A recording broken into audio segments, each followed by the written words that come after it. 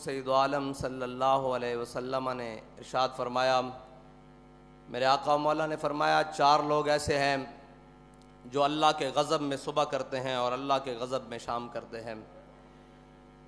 صحابہ نے پوچھا یا رسول اللہ وہ 4 کون سے ہیں؟ میرے آقا و مولا صلی اللہ علیہ وسلم نے فرمایا ایک تو وہ مرد ہے جو عورتوں جیسی مشابہت اختیار کرے، اور ایک وہ عورت ہے جو مردوں جیسی مشابہت اختیار کرے۔ تو وہ اللہ کے غضب میں صبح بھی کرتے ہیں اور اللہ کی ناراضگی میں شام کرتے ہیں۔ اور میرے آقا و مولا صلی اللہ علیہ وسلم نے اپنی زبان مبارکہ سے لعنت فرمائی ان مردوں پر بھی اور ان عورتوں پر بھی۔ میرے آقا و مولا صلی اللہ علیہ وسلم نے فرمایا المشتبہین من الرجال بالنساء، وہ مرد جو عورتوں جیسی صورت اختیار کرتے ہیں اور وہ عورتیں جو مردوں جیسی صورت اختیار کرتے ہیں، اللہ کی ان پر لعنت ہو۔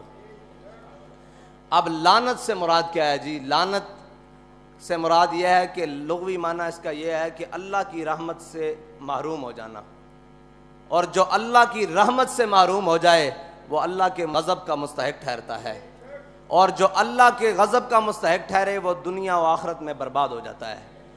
یہ ہے لعنت کا معنی۔ اور میرے آقا و مولا صلی اللہ علیہ وسلم وہ زبان جس کو سب کن کی کنجی کہیں، اس کی نافذ حکومت پہ لاکھوں سلام۔ اب جس زبان سے ان کے اوپر لعنت ہوئی ہے وہ تو قیامت تک برستی رہے گی۔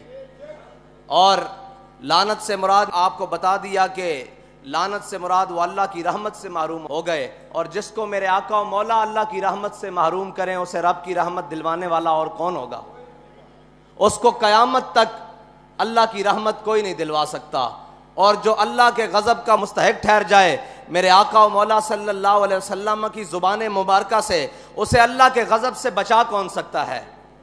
عطائے عرب، جلائے کرب، فیوز عجب، بغیر طلب، یہ رحمت رب ہے کس کے سبب؟ برب جہاں تمہارے لیے۔ یہ اللہ کی رحمت ہے ہی حضور کے سبب، اور اللہ کی رحمت کا سب سے بڑا مظہر میرے آقا و مولا صلی اللہ علیہ وسلم کی ذات ہے۔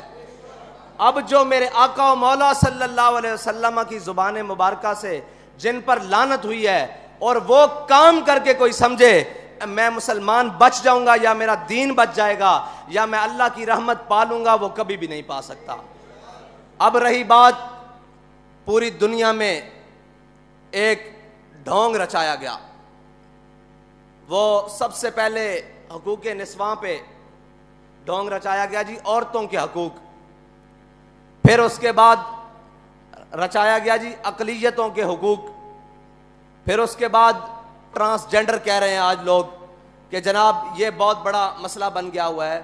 بھائی حق وہ ہے جو میرے آقا و مولا صلی اللہ علیہ وسلم کی شریعت انسان کو بھی دیتی ہے، جانور کو بھی دیتی ہے، چوپایوں کو بھی دیتی ہے۔ حقوق ان کے وہی ہیں جو میرے آقا و مولا صلی اللہ علیہ وسلم فرما گئے، اور شریعت سے ہٹ کر کوئی حقوق دینے آئے گا تو پھر اس کا انجام یہی ہوگا کہ عورتوں کو حقوق دینے لگے تو بے حیائی بڑھ گئی۔ بھائی جب عورتوں کو حقوق دینے کی باری آئی تو پھر بے حیائی بڑھائی گئی، عورتوں کو حق نہیں ملا۔ آج بھی کسی جا کے سمجھدار اور کسی بھی شعور رکھنے والے سے جا کر پوچھو، بلکہ شعور رکھنے والی خاتون سے جا کر پوچھو کہ تمہیں تمہارا حق ملا ہے، وہ کہے گی نہیں، میری تصویر اتار کر بورڈوں پر تو لگا دی گئی ہے لیکن مجھے میرا حق نہیں ملا۔ مجھے برہنہ تو کر دیا گیا ہے لیکن میرا حق نہیں ملا۔ مجھے جناب سٹاف تو رکھ لیا گیا ہے آفیسز میں، جناب چائے پلانے کے لیے اور ریسیپشن پر سامنے دکھانے کے لیے تو رکھ دیا گیا ہے لیکن میرا حق نہیں ملا۔ یاد رکھنا قیامت تک حق اسی کو ملے گا جو میرے آقا کا فرمان مانے گا، اور جو اس سے علاوہ حق ڈھونڈنے جائے گا پھر کے گلی گلی تباہ، ٹھوکریں سب کی کھائے کیوں، دل کو جو عقل دے خدا پھر تیری گلی سے جائے کیوں۔ حق وہی ہے جو میرے آقا و مولا صلی اللہ علیہ وسلم کے دین نے دیے، جو میرے آقا و مولا صلی اللہ علیہ وسلم کی شریعت نے دی۔ اب آ جائیں اقلیتوں کے حقوق پر۔ جب اقلیتوں کے حقوق کی باری آئی تو صحابہ کرام کے قیادت میں ایک قلعہ جسے میرے آقا و مولا صلی اللہ علیہ وسلم کے غلاموں نے فتح کیا، اور وہ قلعہ جب فتح ہو گیا تو تھوڑی دیر بعد پیچھے سے لشکر کا پیغام آیا کہ یہ ہمیں قلعہ جو ہے نا جسے ہم قلعہ بولتے ہیں، یہ جو قلعہ ہے یہ اس کو دفاعی اعتبار سے چھوڑنا پڑے گا تھوڑی دیر کے لیے. ہم یہاں سے چھوڑ کر آگے جائیں گے فوجیں لے کر. تو وہ جو قلعہ تھا نا وہ عیسائیوں نے جنگ کر کے نہیں مسلمانوں کے حوالے کیا تھا، بلکہ انہوں نے رضاکارانہ طور پر جزیہ قبول کر کے اور کہا تھا ہم جزیہ دیں گے، آپ یہاں آ جائیں، اپنا نظام بنا لیں. تو جب میرے آقا و مولا صلی اللہ علیہ وسلم کے غلاموں نے وہ قلعہ چھوڑنے کی بات کی نا تو انہوں نے کہا جی یہ آپ نے ہمیں پیسے دیے تھے، یہ سونا دیا تھا، یہ چاندی دیے تھے، یہ مال، یہ زر، یہ گھوڑے، یہ استبل، یہ محل، یہ سارا کچھ واپس لے لیں، ہم آپ کی حفاظت نہیں کر سکتے. ہم آگے جا رہے ہیں دشمنوں سے جنگ لڑنے کے لیے، واپس آئیں گے تو آپ سے بات ہوگی، تب تک کے لیے آپ اپنی امان میں رہیں، ہماری امان سے نکل کر. تو جب صحابہ کرام کی فوجیں اور لشکر سارا کچھ باہر نکل رہا تھا نا قلعے سے، تو عیسائی کھڑے ہو کر ایسے دامن پھیلا کر ایسے دامن پھیلا کر کھڑے ہو کر کہہ رہے تھے یا اللہ ان دشمنوں کو دوبارہ واپس لے آئیں. یہ ہے اسلام کی اقلیتوں کے لیے حقوق. وہ قلعے کی دیواروں پر کھڑے ہو کر کہہ رہے تھے کہ یا اللہ ان دشمنوں کو دوبارہ بھیجیں، یہ دشمن نہیں، یہ تو ہمارے محافظ بن کر آئے ہیں. اسلام اقلیتوں کو اس طرح حقوق دیتا ہے.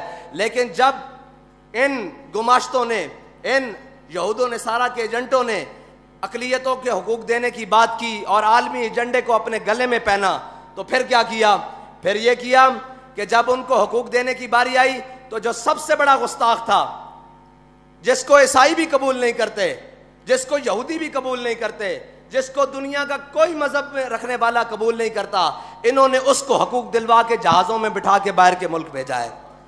بھائی گستاخ کے لیے اقلیت ہے، یہاں اقلیتیں بس رہی ہیں، یہاں ہماری گلیوں میں، کوچوں میں صفائی، روڈوں پر صفائی، اقلیتیں بڑے بڑے کام کرتی ہیں، یہاں ہمارے دفتروں میں موجود ہیں، ہر کام کے لیے ہر جگہ موجود ہیں. ان کے حقوق کی بات کرو، تمہیں گستاخ کے حقوق کے ساتھ کیا ہے؟ اس کا مطلب ہے عالمی ایجنڈا یہ تھا کہ اقلیتوں کو کوئی مسئلہ نہیں، اقلیتوں کی آڑ میں گستاخان رسول کو چھڑوانے کا مقصد تھا. یہ ہے اقلیتوں کا حقوق. اب رہ گئی بات جناب ٹرانسجنڈر کو حقوق. ان کو حقوق دینے کا مسئلہ نہیں ہے، ان کی آڑ میں شریعت کے ساتھ ٹکرانے کا مسئلہ ہے. بھائی کائنات میں کسی کا بھی حق ہو، وہ میرا ذاتی حق کیوں نہ ہو، وہ کسی کا ذاتی حق کیوں نہ ہو، جب وہ شریعت سے ٹکرا جائے گا اس کا حق رہے گا ہی نہیں.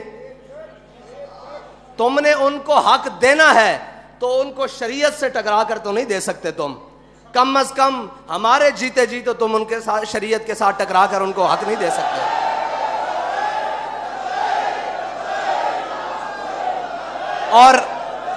اور وہ حق رہا ہی نہیں جو شریعت سے ٹکرا جائے. اب تو وہ کفر بن گیا ہے جو شریعت سے ٹکرا کر ان کو حق دینے کی بات کرے. اور اس کفر کو جناب بات کرنے کی یا اس کفر کو نافذ کرنے کی بات کرے گا تو پھر اسلام کے سپاہی اس کے سامنے کھڑے ہو جائیں گے انشاءاللہ. اور انشاءاللہ پھر اس طرح کھڑے ہوں گے جس طرح فیض آباد میں کھڑے رہے ختم نبوت کے لیے، اور پھر اس طرح کھڑے رہیں گے جس طرح وزیر آباد میں جناب ناموس رسالت پر پہرا دینے کے لیے کھڑے رہے. خبردار جو شریعت سے ٹکرائے گا. ہمارے بڑوں نے اس ملک میں قربانیاں تمہاری عیاشی کے لیے یا شریعت سے ٹکرانے کے لیے نہیں دی. ہمارے بڑوں نے قربانیاں اس ملک میں اس لیے دی تھی کہ اس ملک کا نظام لا الہ الا اللہ محمد رسول اللہ کے مطابق چلے گا. اس ملک کا نظام میرے آقا و مولا صلی اللہ علیہ وسلم کے دین کے مطابق چلے گا. اس ملک کا نظام میرے آقا و مولا صلی اللہ علیہ وسلم کی شریعت کے مطابق چلے گا. اللہ تعالیٰ تو آنو تے مینو حضور دے دین نال وفا نصیب فرمائے. اور جناب حضور دے دین دی سربلندی واسطے سانو ہمیشہ میدان عمل چ رہن دی توفیق عطا فرمائے. جے اے بل واپس نہ ہویا تو انشاءاللہ پھر اے تا جے گل ہے نا.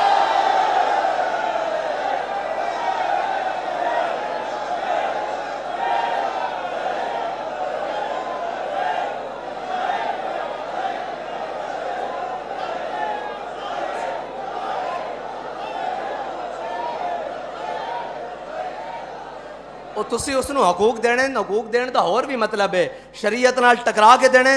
شریعت نال ٹکران تو پہلے تو انو ساڑے نال ٹکرانا پے گا. جدو اسی مک گئے پھر تو جو مرضی دل کرے.